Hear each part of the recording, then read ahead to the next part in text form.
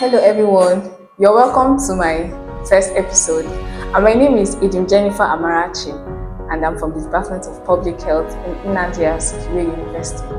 And I want you to follow me as we move to the journey of how people act and the reasons why people act the way they act. So first of all, we are going to talk about theories. Theories is a set of ideas that explains why or how people act. It gives us more reasons to know why this person acts the way they act, and it tells us that most times in life we don't really need to judge people, but we need to know the theory behind the action of a person. Now, looking at behavior is a way a person acts or responds to people, situation, and environment. Yes, this is actually used by everyone on this planet Earth, because most times we act the way we act, not just because we want to act the way we want to act, but because of we have this interaction with a lot of people in our past experience and the environment that surrounds us, that build us. So where you are, build you. Your society build you. So it can actually build you positively or negatively. Okay, we're moving over to behaviorists. These are psychologists or scientists that tells us why people act the way they act and the interaction with their environment. So most times it can be changed through reward, punishment, and also experience. So sometimes when you change your character, it's not just because you want to change it, but because of there's a reward for changing it, and also there might also be let's say punishment for it. So we have different kind of models, different kind of theories that guides this particular topic I'm moving into. Well, let me give you an example.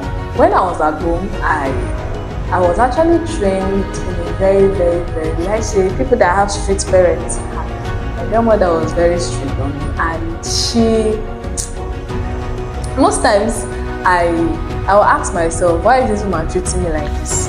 But I did not know that she wanted me to learn. Most times I will do something, my brother will do it. Oh, you're good. But me, Jennifer, put more effort, add more effort, do more things. You're not doing it well. She will appreciate you once in a lifetime, but she will not appreciate you every time because she wants you to put more effort. And it actually made me feel so pained. I did not see myself as the best person because of the behavior I was in. But I did not know that was instilling me a very good character. Now I'm in school, I'm a mother of myself. Even though I'm a mother of myself, I tell myself what to do and when to do it because of the background I came from. There's this discipline that has been inculcated in me, these attributes, this kind of coordination, because I know where I'm coming from. I know the dealings that has entered me and that has changed my character. So most times I'll see young ladies acting the way they want to act. I don't blame them, but me, I will admire it, but I cannot do it because of I know where I'm coming from, and there are some things that I cannot just immediately add to my core value system. So let's look into the theories. There are different kinds of theories. We have the health belief model, we have the trans-theoretical model of change, we have Fendel's health promotion, we have ecological model, we have theory of reason action and theory of planned action. Then we have germ theory of diseases. These are different kinds of theories. There are a lot of them, but I picked out this one for us to talk about and to pick out theory. So we're going to talk about health belief model. Health belief model is one of the earliest and widely used model in everybody that is living on this planet. Everybody is using this behavior, this kind of theory. It's a kind of model that actually explains why people decide to engage or not engage in a particular health behavior. So most times when immunization, okay, let me just give an example. When a mother gives birth to a child and they say, okay, they're having free immunization test or something like that, they'll be like, some others will be like, I don't want to give my child this particular injection. Why others will be so active in that kind of exercise? Not just because they don't want to do it, but because of this part of theory that explains why. Some people are feeling so nonchalant to participate in it, and some people are feeling so active. It's just depending on who you are. I used to tell myself that there are different kind of human beings on this earth. You might be a very active person, while another person might be a very lazy type and nonchalant type. Nothing really moves them, and you cannot blame them because you cannot create anybody. Yes, so I just take it as life is just who you are and who you want to be. Yes. So moving over, we talk about example malaria now. Sometimes we are scared of mosquitoes. Those households that they want to, mostly in the AA, they want to finish us, but God will help us. So this kind of, when you know that you are prone to this kind of illness, you are prone to this kind of health condition, it tells you what to ask, the preventive measures you should take. So we are looking at the components of health belief model.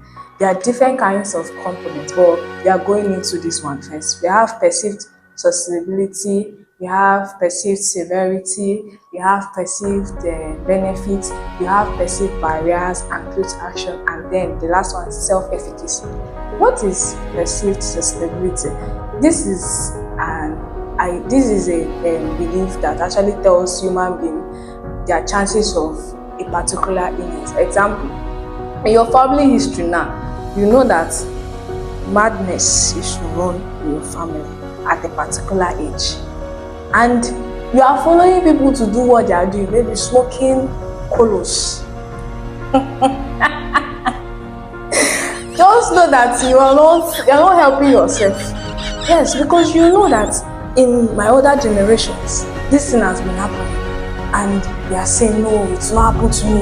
You pray to God. I understand God answers prayer, but you need to work out your faith. You need to work out your faith. You cannot tell me that your family is going through this, and it's not a laughing matter. But then, heaven help you if you help yourself. It's actually, so, as I was saying, is the chances of getting a particular disease. You know that you have high awareness that if I'm this so age, this disease will come from. Like, you know. So you have to have and take preventive measures. So let's move over to the second outline under this main component of health belief model. Then perceived severity. This is when an individual have this belief that this illness is very serious.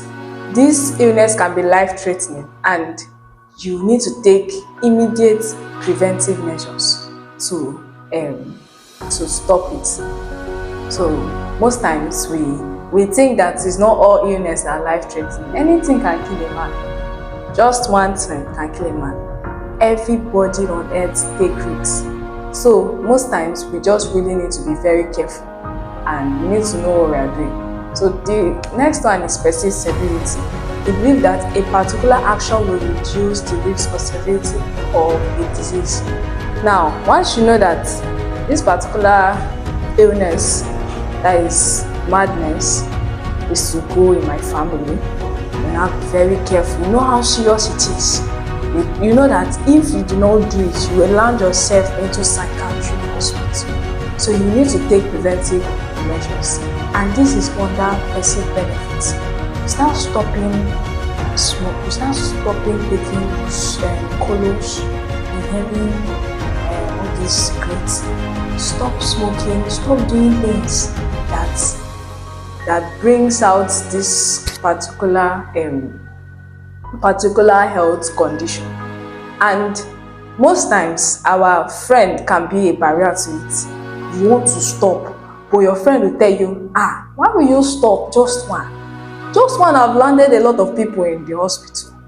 It has landed a lot of people in graves. Just ones have even done a lot of things to a lot of people. So don't allow yourself to be a barrier for a positive change. Don't allow the community to be a barrier, and don't allow peer pressure, even family. These are things that stop you from becoming a better version of yourself. It's under perceived barrier.